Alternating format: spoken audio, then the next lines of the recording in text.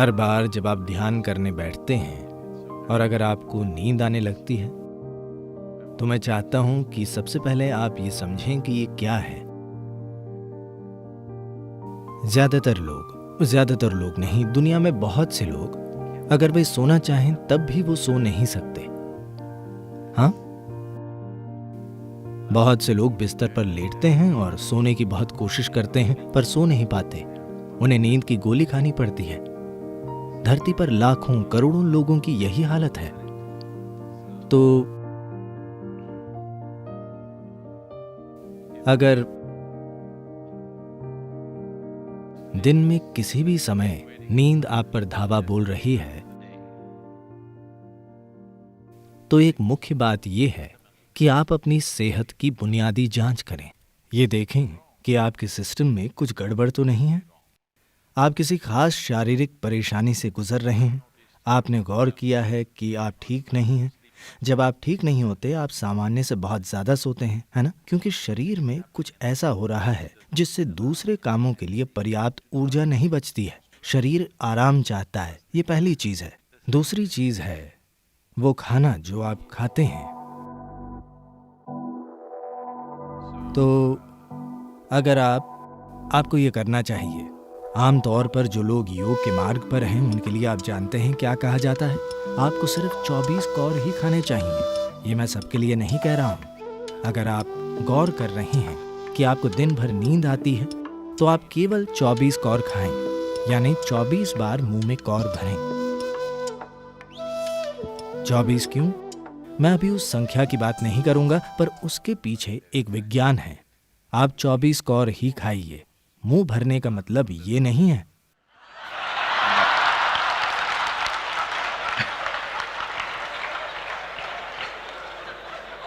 तो असल में आपकी सतर्कता इससे तय होती है कि आप अपनी ऊर्जा को कितने अच्छे से संभालते हैं। और अगर आप ध्यान करना चाहते हैं तो ये महत्वपूर्ण है।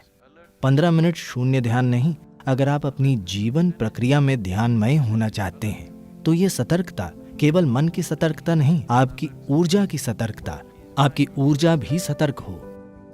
इसे सतर्क रखने के लिए ही आप साधना कर रहे हैं। तो इसकी मदद के लिए आप 24 कौर ही खाते हैं। रात के खाने से कोशिश करें, या आप इसे कल से करना चाहते हैं? क्या हम इसी डिनर में कोशिश करें या फिर कल? अब अगर आप 24 कौर खाएं, सामान्य साइज के कौर, तो आप देखेंगे कि आप सुबह 3:30 पर उठ जाएंगे। हाँ, समय को देखने के भारतीय तरीके में निमिष नाम की एक चीज होती है जिसका संबंध 24 से है। इसलिए 24 कौर खाए जाते हैं। आप 24 कौर खाइए, पर उतने ही समय में जितने में कोई पूरा खाना खाता है। जो भी, देखिए, आश्रम में जो भी सबसे ज्यादा खाता है, बस उनकी थाली देखिए। जब तक वो न उठें आपको भी वहीं बैठे रहना चाहिए। बस खाली बैठना नहीं, आपको चबाते रहना चाहिए। तो हर कौर को 24 बार चबाइए। 1, 2, 3, 4, 24 बार चबाइए। अब आप देखेंगे कि आप किसी दूसरे से ज्यादा समय लेंगे, पर आपका खाना पेट में जाने से पहले मुंह में ही पच जाएगा। इससे सुस्ती नहीं आएगी। अगर आप अपना भोजन पर्याप्त चबाते हैं तो आप देखेंगे कि ये खाने से आलस नहीं पैदा होगा। अगर इसे मुंह में चबाया जाए तो आप सुबह 3:30 पर उठ जाएंगे। मैं क्या करूंगा सद्गुरु? वही जो आपने पूछा, ध्यान कीजिए।